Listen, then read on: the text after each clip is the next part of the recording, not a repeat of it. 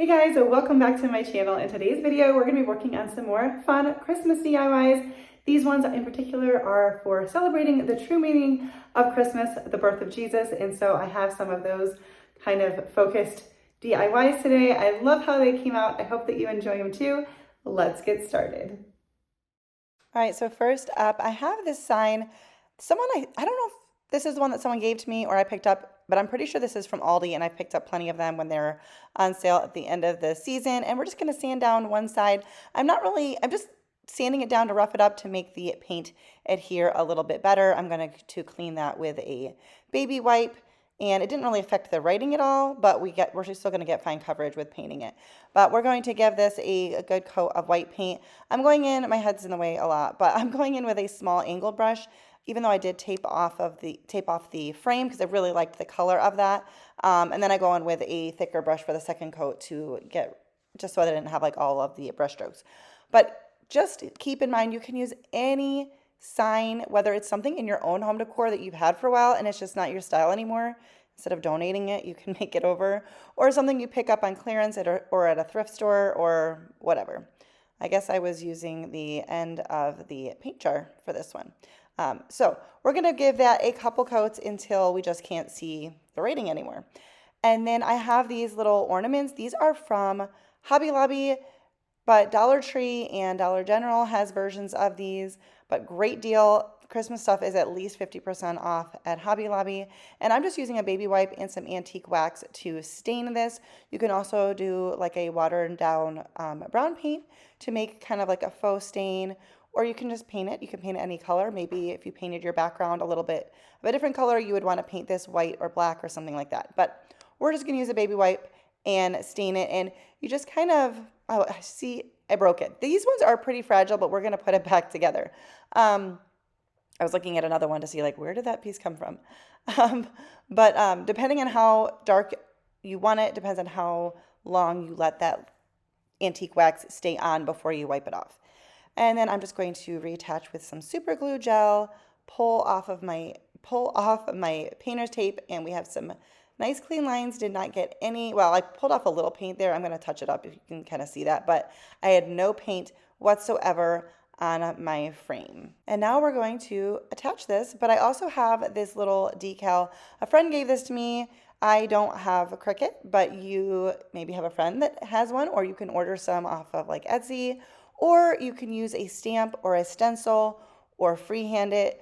There's so many ways of getting wording on your pieces, but I have this, so I used it and I thought it was perfect for this DIY. Oh, come let us adore him. I love that song. And we're just going to apply that very carefully. This was one of my first times using decals. I didn't really know what I was doing here, but it worked no problem. And then I'm using some super glue gel or any glue that you can get on in the little places. I didn't want to use hot glue because I figured it would end up coming out the edges because this has so many intricate parts to it. So whatever glue you have, but the super glue gel has a nice tip. And I do prefer super glue gel over super glue because super glue inevitably always leaks and I glue myself to something. And I don't like to do that. So we're going to get that in place, and that is it for this one. Let me know what you think about it. I love this. I like the simplicity of the colors. I do like colors in my Christmas decor, but sometimes it's nice to have something a little bit more muted, and I really enjoy this. So let me know what you think down below. We're pulling out the good, tried and true tumbling tower blocks from Dollar Tree and some wood glue, super glue. This is from the Dollar Tree as well. I mean, you might be able to get it other places, but I got them from the Dollar Tree. So we are going to glue together two blocks end to end several times, and then we're going to piece it all together. We did 1, 2, 5 all together. Sorry, should have that just like written down in front of me, but you know. Okay, so we're going to do 5 of those. Now, the thing is, I'm just wiping that off with my finger. I will say this, that any extra glue will make it harder for glue or I'm sorry, paint or stain to attach to the wood later. So I definitely had like too much glue, but I wanted it to hold really good. And I did let these dry for a good amount of time. I thought this would be better than using hot glue because hot glue tends to be chunky and can cause more of a separation between the pieces. So Just keep that in mind. Hot glue would hold them together just fine, but I just don't think it would have as seamless of a look. So now we're going to go ahead and piece all of these together. We're building ourselves a little nativity, a little stable. That's probably the better part to say, because I guess the nativity, would the nativity be like the whole scene? I don't know. I feel like I should know that. But we're going to build for a little frame here, and we're just doing the roof. The hard part about the roof here is I am able to put one end on the other. You see they're kind of like, in order to get our peak, they're like a little bit not like centered because I wanted it flush on top. But then on the sides, you really only have the edge for the glue to stick. And so I wasn't sure how that would work, but it did. I just kind of attached it and then let it be and walked away and let it just fully dry. Once it was, we're coming back to paint it. I am using some watered down brown paint. I'm trying to use up all my paint. You can see this paint it started out a little chunky, but I smoothed it out when I worked in some water. And I'm doing that to be more like a faux stain, and I'm brushing that on, and then you can wipe it off.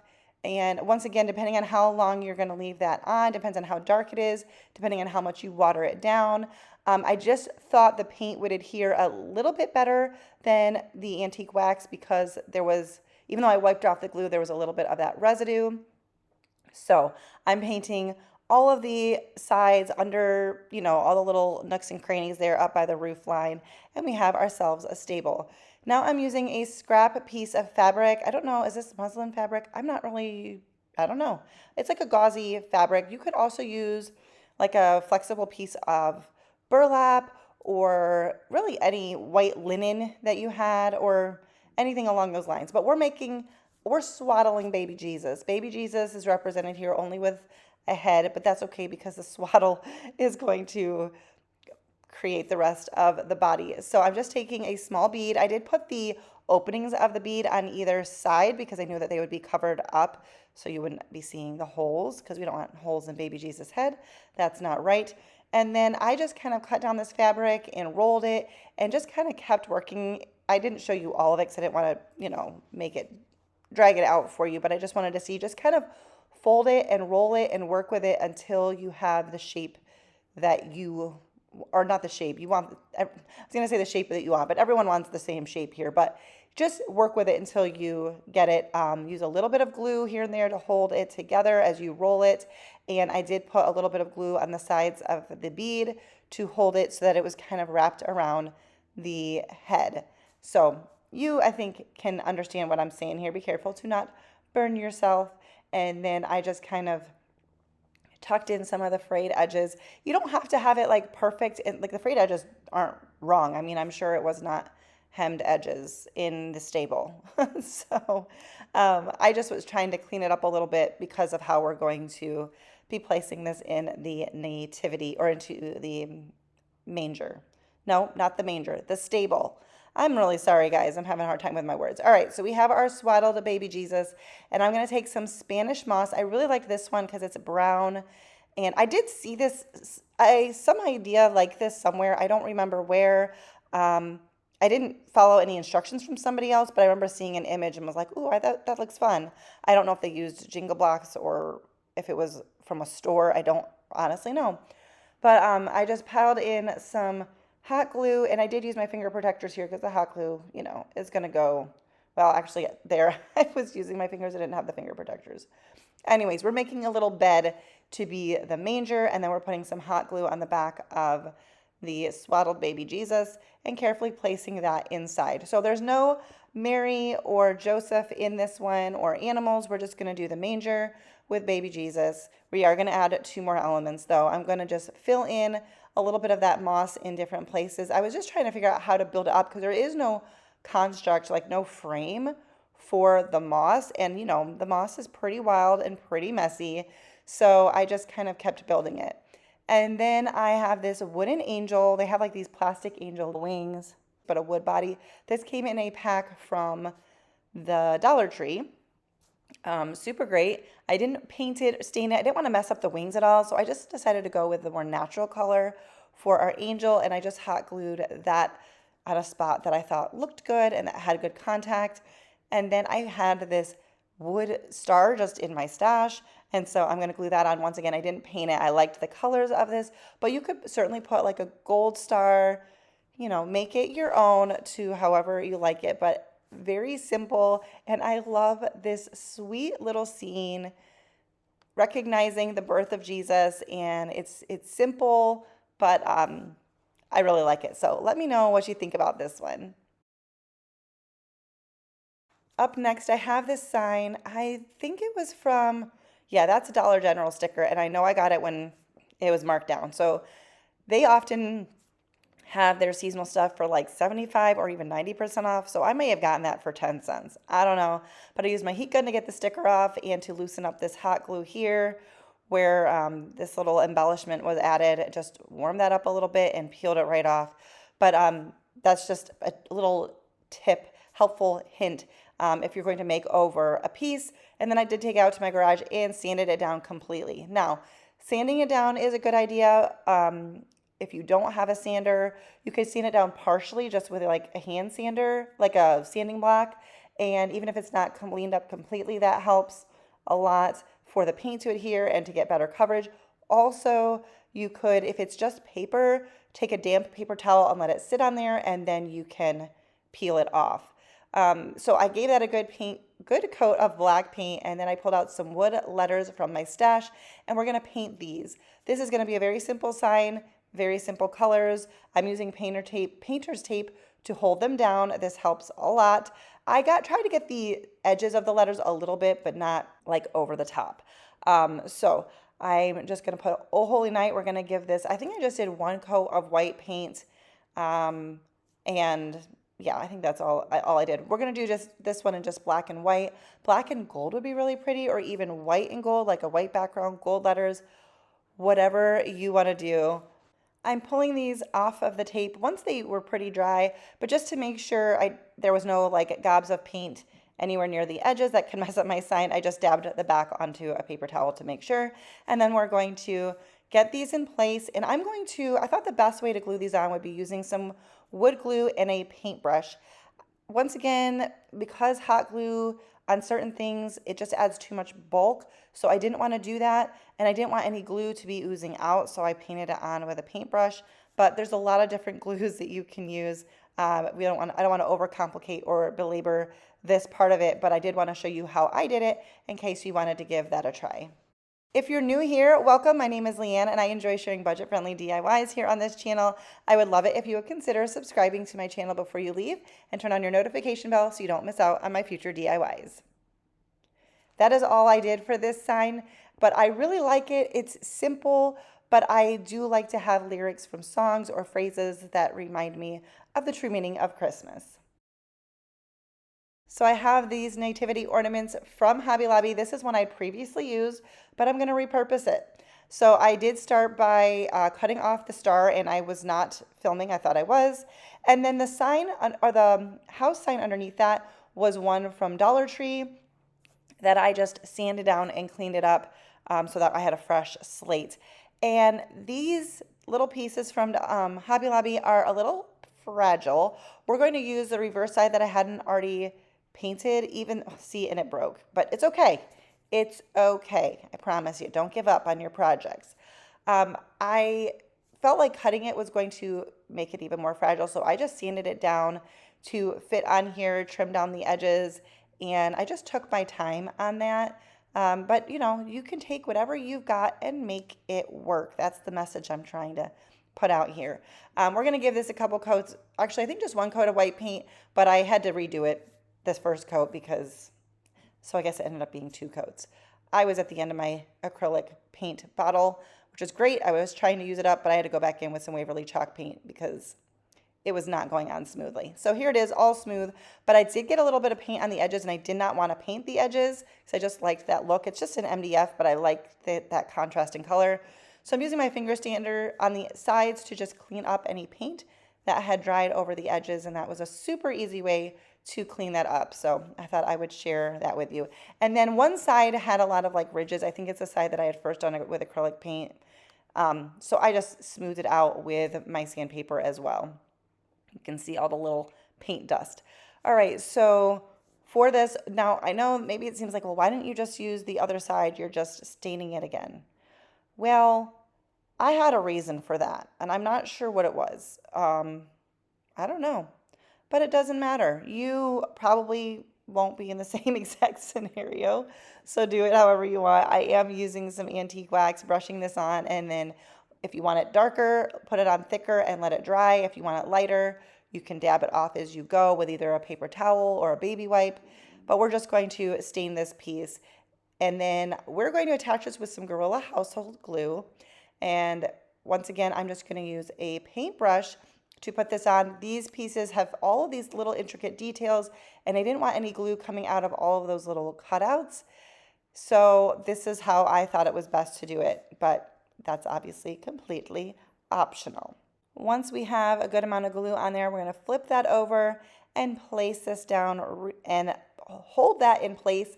The glue takes a little while to set, but if you hold it down for just a little while, look at the directions on your glue. I held it down for a minute just to make sure it really stuck. And then I'm just going to do the same with the piece that broke off, adding a little bit of glue, and then we're going to nestle it right in there, put a little bit on the places where it attaches, and in the end, you cannot even tell. So just keep going with a project, even if things seem like they're not working. Just keep going with it. Most of the time, any mistakes can be resolved and fixed. Another simple one here, as you can see, I went with a lot of neutrals for these projects, but I really enjoyed that look, and I feel like the simplicity just lets the nativity and the message of the projects shine a little more. This here is a sign that I picked up from Dollar Tree Plus. It was originally $5, and I know I got it off after the season, so I probably paid $2.50 for it. And I love, in case you have not noticed that, finding signs that I can repurpose. So I liked a lot of these elements. I apologize for the lighting. If you've missed some of my previous videos, I am in the process of moving. So I'm using a makeshift, I was showing you there that the carrot, I thought, oh, I could turn these into some Christmas trees. So they're going to be saved in my stash. But I'm currently crafting in a makeshift area at my parents' house so that I can continue crafting while in the process of moving. So my lighting isn't, as good as it could be, but I hope you can bear with me. So I just carefully cut the twine that was attaching the carrots. And then I have these acrylic ornaments from HTV Run. I got them last year, and I've done so many DIYs with them. And we're going to use these black stickers from the Dollar Tree.